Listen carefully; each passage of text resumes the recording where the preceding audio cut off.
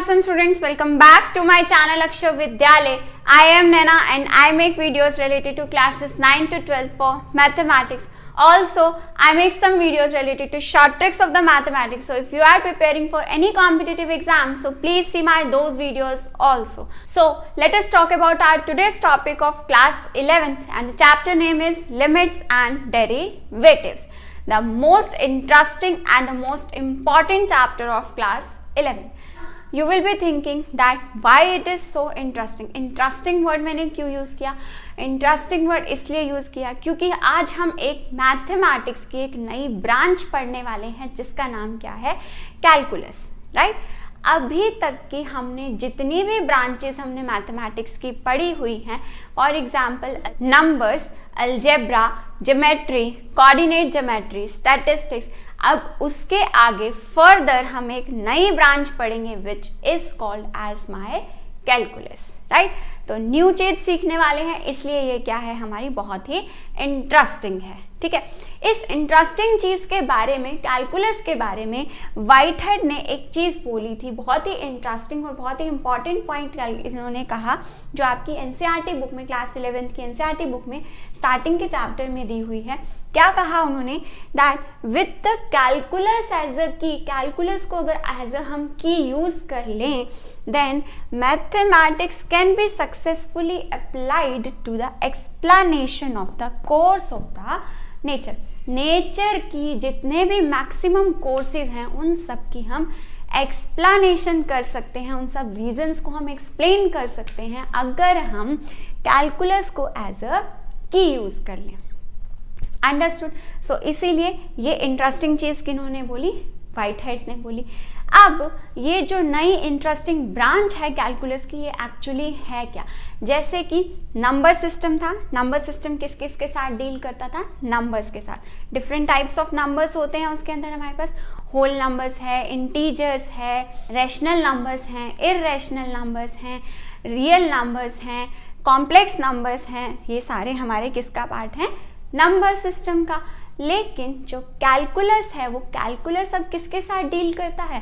Calculus deal करता है हमारा फंक्शंस और उनके डोमेन के साथ, राइट? कि कोई भी एक फंक्शन है, उसकी वैल्यू कैसे चेंज होगी with respect to the change in domain. तो अब इस लाइन को समझ में आने से पहले आपको क्या समझना पड़ेगा? आपको समझना पड़ेगा कि फंक्शंस और डोमेन जो हैं वो क्या होते हैं, ठीक है? तो ये फंक्शंस और डोमेन्स जो है वो आप मेरी पिछली वीडियोस में जाकर के देख सकते हैं. चैप्टर नंबर 2 की फंक्शंस की वीडियोस अपलोड की हुई है मैंने चैनल पर, वहाँ से आप फंक्शंस और डोमेन्स को देख सकते हैं. देन आप इस टॉपिक को बहुत अच्छे से समझ सकते हैं. तो ये तो है हमारा कैलकुलस का मीनिंग, राइट? अब कैलकुलस के मीनिंग के बाद हम आगे बढ़ते हैं किस पर? अपने टॉपिक पर, लिमिट्स के टॉपिक पर, राइट?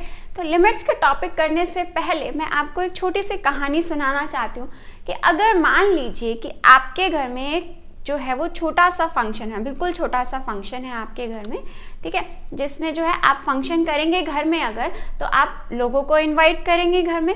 बहुत छोटा सा फंक्शन है, तो घर में पेरेंट्स क्या बोलते हैं कई बार कि ठीक है, हम सबको नहीं बुलाते, हम सिर्फ अपने घर के आसपास के लोगों को इनवाइट कर लेते हैं, ठीक है?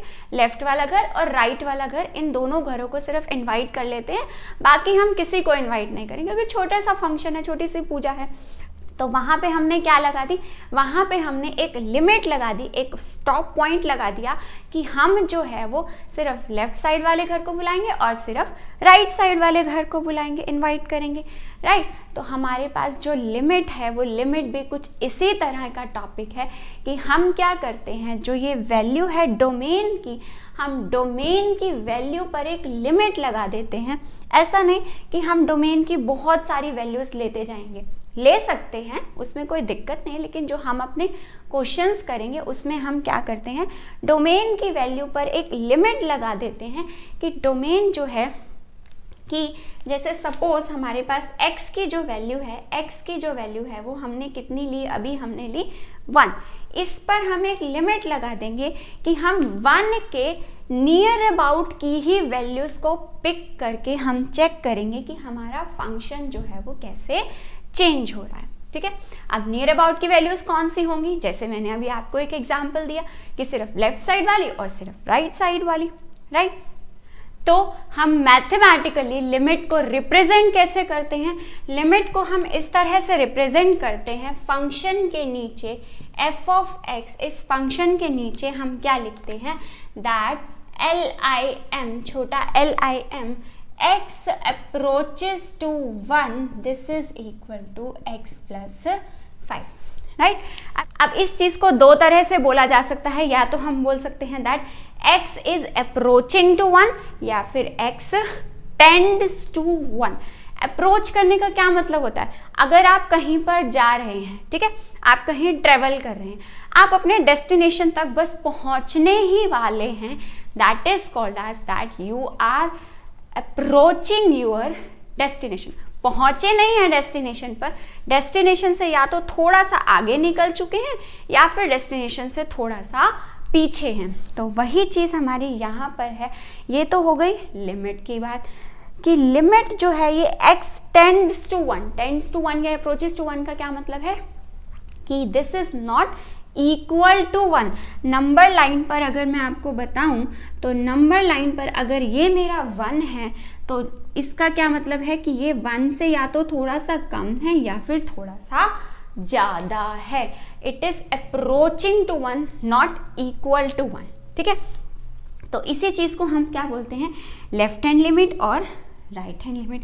अगर थोड़ा सा कम होगा तो वो क्या कहलाएगी, हमारी लेफ्ट हैंड लिमिट। अगर थोड़ी सी ज्यादा है तो वो क्या कहलाएगी, हमारी राइट हैंड लिमिट।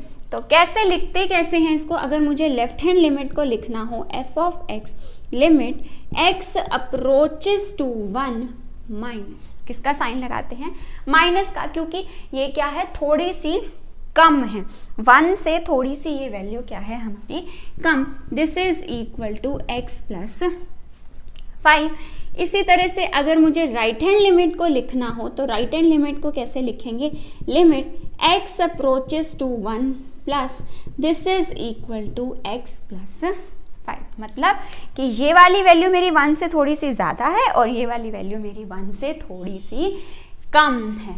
इसमें क्या है कि हम डेस्टिनेशन तक पहुंचने वाले हैं और इसमें क्या है कि हम डेस्टिनेशन पर पहुंचकर थोड़ा सा डेस्टिनेशन से आगे निकल चुके हैं। So that is called as my right hand limit, right. तो यहाँ तक तो बात हुई हमारी लिमिट्स की। लिमिट क्या है, फंक्शन, कैलकुलस क्या है, लिमिट क्या है, कैलकुलस मैथमेटिक्स की कैसी ब्रांच है जो फंक्शन के चेंज में बात करते हैं with respect to the change in the domain. अब अगर हम डोमेन पर एक लिमिट लगा दे कि हम एक ही पर्टिकुलर वैल्यू के नियर अबाउट हम चेक करेंगे कि हमारा फंक्शन जो है वो कैसे चेंज होता है, that is called as my limit. अब वो जो नियर अबाउट है, वो नियर अबाउट क्या है, वो थोड़ा सा कम भी हो सकता है और थोड़ा सा ज़्यादा भी। So that is called as my left hand limit and my right hand limit, right. Okay, अब क्या हर एक फंक्शन के लिए, बहुत इंपॉर्टेंट पॉइंट है ये, हर एक फंक्शन के लिए हर एक डोमेन पर जो है वो लिमिट एग्जिस्ट करती है। मतलब कि डोमेन की हर एक वैल्यू पर क्या हम लिमिट लगा सकते हैं कि जब हमारा फंक्शन जो है वो क्या हो रहा हो, चेंज हो रहा हो। नहीं लगा सकते। लिमिट हम तभी यूज कर सकते हैं जब हमारे पास लेफ्ट हैंड लिमिट जो है वो किसके बराबर आए, राइट हैंड लिमिट के। ठीक है, कैसे देखते हैं। कहने का क्या मतलब है कि अगर लेफ्ट हैंड लिमिट मतलब x की वैल्यू हम क्या पुट करेंगे यहाँ पर 1 से थोड़ा सा कम है, बट हम उसको एक्चुअली 1 लेकर ही चलते हैं यहाँ पर। तो यहाँ पर क्या आ गया 1 + 5 this is equal to my 6। और यहाँ पर भी अगर हम x की क्या है 1 + 5 this is also equal to my 6। तो लेफ्ट हैंड लिमिट और राइट हैंड लिमिट दोनों क्या आई है, हमारी बराबर आई है। तो दैट मीन्स कि हमारे पास जो है इस फंक्शन के लिए लिमिट जो है वो एग्जिस्ट करती है। ठीक है, अब आप वो क्वेश्चन आगे थोड़ा सा फर्दर जब बढ़ेंगे तब सीखेंगे कि ऐसी कौन सी डोमेन की वैल्यूज हैं जिस पर कि हमारी लिमिट एग्जिस्ट नहीं करती, यानी कि हमारी लेफ्ट हैंड लिमिट जो है वो राइट हैंड लिमिट के बराबर नहीं है। ठीक है, so let us discuss about now limits with respect to the graphs, right. Graph में हम कैसे पता लगाते हैं, कोई भी फंक्शन है तो उसके कॉरेस्पॉन्डिंग हमारा एक ग्राफ बनता है, राइट। तो ये आपके एनसीईआरटी बुक में एग्जाम्पल नंबर 3 भी है और इसमें उन्होंने क्या बोला है, इस फंक्शन के लिए चेक कीजिए कि whether x is equal to 5 पर लिमिट एग्जिस्ट करती है या नहीं करती है। तो लिमिट कब एग्जिस्ट करती है, मैंने आपको बताया कि लिमिट तब एग्जिस्ट करती है जब लेफ्ट हैंड लिमिट जो है वो किसके बराबर हो, हमारी राइट हैंड लिमिट के बराबर। ठीक है, ग्राफ से देखते हैं, ग्राफ से कैसे देखना है हमें।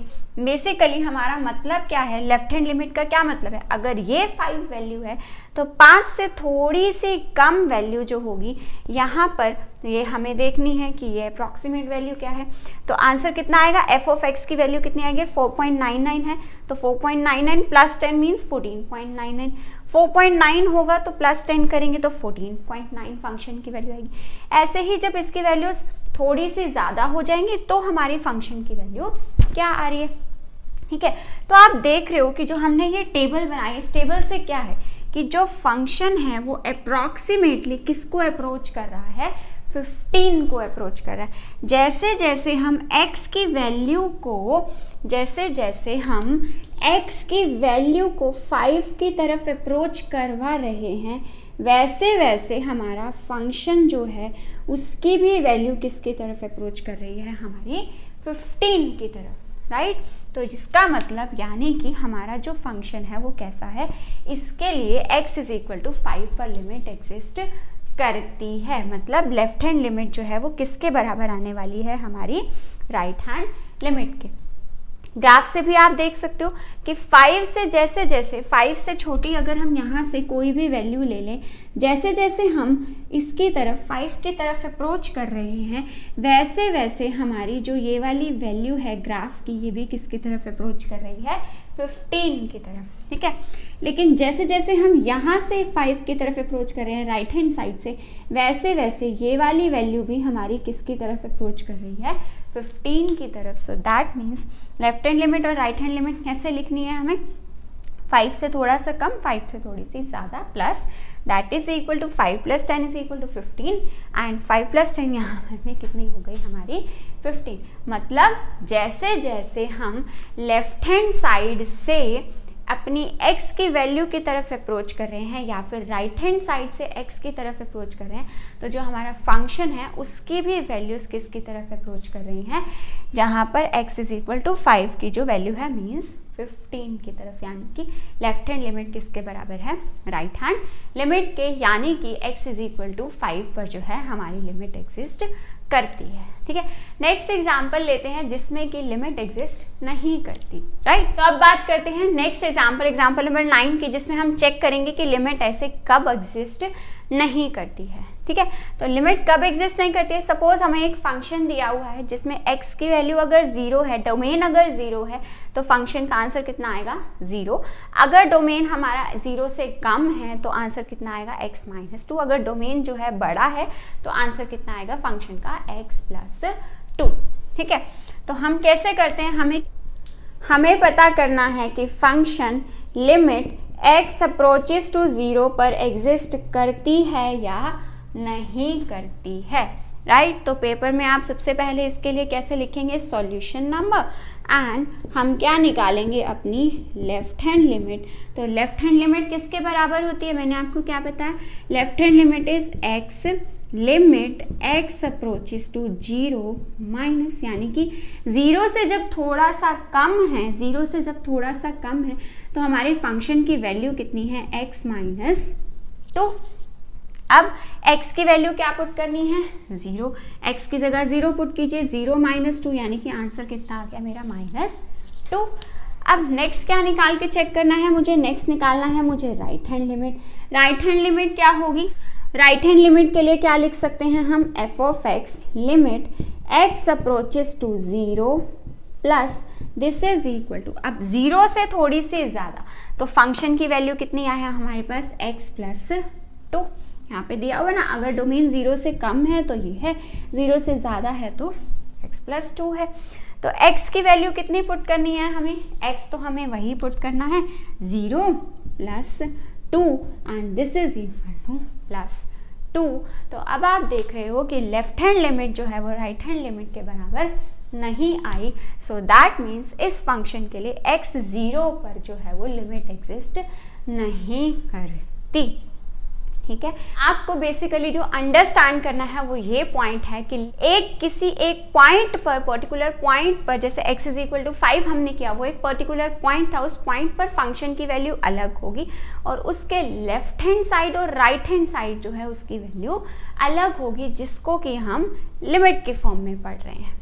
ठीक है, तो इसी तरह से अब हम पढ़ेंगे उसके कुछ अलजेब्रा के फॉर्मूलाज, राइट, कि अगर कोई भी दो फंक्शंस ऐड हो रहे हैं और लिमिट अप्लाई हो रही है, तो यानी कि जो है हम दोनों फंक्शंस के साथ अलग अलग लिमिट अप्लाई कर सकते हैं। इसी तरह से अगर दो फंक्शंस का डिफरेंस निकाल रहे हैं तो दोनों फंक्शंस पर तब भी हम लिमिट को अलग अलग अप्लाई कर सकते हैं। मल्टीप्लिकेशन कर रहे हैं तो भी दोनों को हम अलग अलग लिमिट अप्लाई कर सकते हैं। डिवीज़न कर रहे हैं तो भी हम दोनों पे लिमिट अलग अलग अप्लाई कर सकते हैं। तो आपके अलजेब्रा पार्ट में अलजेब्रा फंक्शंस की लिमिट्स निकालने के लिए सिर्फ इतना ही है। ठीक है, आपको जरूरी नहीं, जैसे अभी हमने पीछे एग्जाम्पल किया वो भी हमारा अलजेब्रा का ही पार्ट था, उसमें हमने ग्राफ ड्रॉ किया, राइट। तो लिमिट फाउंड आउट करने के लिए जरूरी नहीं है कि आपको हर बार ग्राफ ही प्लॉट करना पड़े। आपके पास लिमिट निकालने के और अलग अलग मैथड्स हैं, जिसका फर्स्ट पार्ट क्या है, हमारा अलजेब्रा फंक्शन, राइट। इसके अब हम 2 क्वेश्चन सॉल्व करते हैं। तो फर्स्ट एग्जाम्पल बहुत ही सिंपल। अब आपके एनसीईआरटी बुक में एक अलग से टॉपिक है पॉलिनोमियल्स एंड रैशनल फंक्शन, उसके लिए भी जो है हम अलजेब्रा फंक्शंस के ही फॉर्मूलाज यूज करके उस चीज़ को भी हम सॉल्व कर सकते हैं। तो आप देख रहे हो कि ये क्या है, मेरा एक पॉलिनोमियल है। पॉलिनोमियल के लिए हम कैसे लिमिट पुट करेंगे, पॉलिनोमियल्स में लिमिट्स कैसे पुट करेंगे, इसकी लिमिट निकालनी है तो x की वैल्यू क्या पुट करेंगे हम यहाँ पर 1³ माइनस देन अगेन 1² प्लस 1। तो आंसर कितना आ गया हमारे पास, 1 का क्यूब कितना हो गया 1 माइनस 1 प्लस 1। तो आंसर कितना आ गया, 1 से 1 कैंसिल आउट होके आंसर आ गया हमारे पास सिंपली 1। ठीक है, तो ये था हमारे पास सिंपल पॉलिनोमियल्स के लिए कैसे सॉल्व करना है। अब अगर बात करें नेक्स्ट, अगर रेशनल नंबर्स आ जाएं तो वहाँ पे हम अलजेब्रा फंक्शंस के 4 फॉर्मूलेज जो हमने किए थे उसको हम कैसे यूज करेंगे। ठीक है, let us solve the limit of this rational number. ठीक है, रेशनल नंबर की लिमिट सॉल्व करने से पहले आपको ये चीज़ ध्यान रखनी है कि जब आप सपोज इसके अंदर हमें लिमिट पुट करनी है, राइट। लिमिट पुट करने के लिए जब डिवीजन में थे तो हमने क्या रूल पढ़ा कि हम इस पर भी लिमिट अप्लाई कर सकते हैं और इस फंक्शन पर भी लिमिट अप्लाई कर सकते हैं। तो ठीक है, करते हैं लिमिट अप्लाई। अगर हम इस पर लिमिट अप्लाई करेंगे तो हमारे पास क्या आंसर आएगा, 2³ will be 8 minus 4 into 2 square कितना होगा 4, 4 4 था 16 प्लस 4 इंटू 2 कितना होगा हमारा 8 डिवाइडेड बाय 2 का स्क्वायर कितना होगा 4 and this will be minus 4। तो कितना आ गया 8 plus 8 will be 16 minus 16 divided by 4 minus 4 कितना आ गया मेरा 0/0। ठीक है, तो रेशनल नंबर्स के फंक्शंस को आप जब सॉल्व करेंगे लिमिट के लिए तो आपको ये चीज़ ध्यान रखनी है कि आप लिमिट तब नहीं निकाल सकते जब हमारा फंक्शन जो है वो आंसर क्या आ जाए 0/0, क्योंकि 0/0 क्या है, नॉट डिफाइंड वैल्यू है, राइट। तो हमें इस सिचुएशन से बचना है। बचने के लिए हम क्या कर सकते हैं, हम इसके फैक्टर्स बना के कुछ इस तरह से क्वेश्चन को देख के फैक्टर्स बनाएंगे जिससे कि हमारा न्यूमिनेटर का वो पार्ट कैंसिल आउट हो जाए जिसकी वजह से हमारा जो आंसर है वो क्या बन रहा है 0 बन रहा है, राइट। तो अब इसके फैक्टर्स बनाते हैं। आप फैक्टर्स कैसे बनाओगे, आप देख रहे हो ऊपर से हम x को कॉमन ले सकते हैं। अगर x कॉमन लेंगे तो अंदर क्या बच गया x² minus 4x plus 4 this will be divided by x² minus 4, right. अब इसके क्वाड्रेटिक बन गई है एक क्वाड्रेटिक, इस क्वाड्रेटिक के क्या फैक्टर्स बन जाएंगे x minus 2 into x minus 2। ऐसे ही नीचे इसके फैक्टर्स क्या बनेंगे x minus 2 into x plus 2, right. अब x माइनस 2 से x माइनस 2 आपका कैंसिल आउट हो जाएगा, बच क्या गया simple x into x minus 2 divided by x plus 2। अब जो है हम अपनी लिमिट जो है वो इस फंक्शन पर अप्लाई करेंगे, क्योंकि हमारा ये जो x-2 वाला पार्ट था ये हमारे क्वेश्चन को क्या बना रहा था, 0/0। तो अब इस पर वो कैंसिल आउट हो गया। अब बचे हुए पार्ट पर हम अपनी लिमिट अप्लाई करेंगे, तो that means limit x approaches to 2, हमारा फंक्शन क्या बन चुका है, x into x-2 divided by x plus 2। तो x क्या है हमारे पास, x की वैल्यू क्या हम कर सकते हैं, 2 इंटू 2-2 डिवाइडेड बाय 2 प्लस 2, 2 - 2 कितना होता है, 0 डिवाइडेड बाय 4, आंसर कितना आ गया मेरा, 0। तो इस फंक्शन के लिए limit x is equal to 2 पर जो है आंसर कितना आएगा हमारा 0, जो कि हमारा इस चैप्टर का मेन टॉपिक है कि डोमेन की अलग अलग वैल्यूज पर हम क्या फाइंड आउट कर रहे हैं, हम फाइंड आउट कर रहे हैं फंक्शन की वैल्यू, और इस फंक्शन की value x is equal to 2 पर कितनी होने वाली है हमारी 0। ठीक है, अभी हमने पिछले टॉपिक में क्या समझा, रैशनल नंबर्स की लिमिट्स निकालते हुए कि हमें 0/0 फॉर्म से बचना है। उससे बचने के लिए हम क्या करते हैं, हम जो है फैक्टर्स बना के उसको कैंसिल आउट कर देते हैं कॉमन पार्ट को, जो हमारी 0/0 फॉर्म बना रहा था। लेकिन कुछ क्वेश्चंस आपके पास ऐसे भी हो सकते हैं, जैसे यहाँ पर 1 पुट करेंगे, अगर 1 की power 10 it will be 1, 1 - 1 will be 0, और ऊपर भी 1 - 1 क्या हो जाएगा, 0। तो 0/0 फॉर्म बन गई। लेकिन इसमें से हम कुछ फैक्टर्स या कुछ कॉमन कुछ ऐसा नहीं कर सकते। तो ऐसे क्वेश्चंस में जब हम कुछ इस टाइप से नहीं बना सकते, तो हमारे पास क्या फॉर्मूला लगता है कि limit x approaches to a, x की power n minus a raise to the power n divided by x minus a। तो फॉर्मूला क्या होता है, n into a raise to the power n minus 1। ठीक है, आपको दिख रहा है x की वैल्यू कितनी है, x raise to the power n, n की वैल्यू कितनी है हमारी 15। तो ये बहुत ही छोटा सा क्वेश्चन होने वाला है, which is equal to n कितना है मेरा 15, a की वैल्यू कितनी है मेरी, a है मेरी 1 raise to the power n minus 1, n minus 1 मतलब 15 माइनस 1 यानी कि 15, क्योंकि 15 माइनस 1 मतलब 14, 1 की पावर कितनी भी हो आंसर क्या आता है, हमेशा 1 ही आता है। तो 1 को 15 से मल्टीप्लाई करेंगे तो आंसर कितना आ गया 15। ठीक है, बहुत ही छोटे छोटे और बहुत ही इंटरेस्टिंग क्वेश्चंस होते हैं लिमिट्स एंड derivatives के, सिर्फ 1 mark. Let's meet in the next video in which we will understand what is the limits of the trigonometric functions, right? So till now, if you find this video useful for you, then please do like and share my video, and please do subscribe my channel for more such kind of videos. Thank you.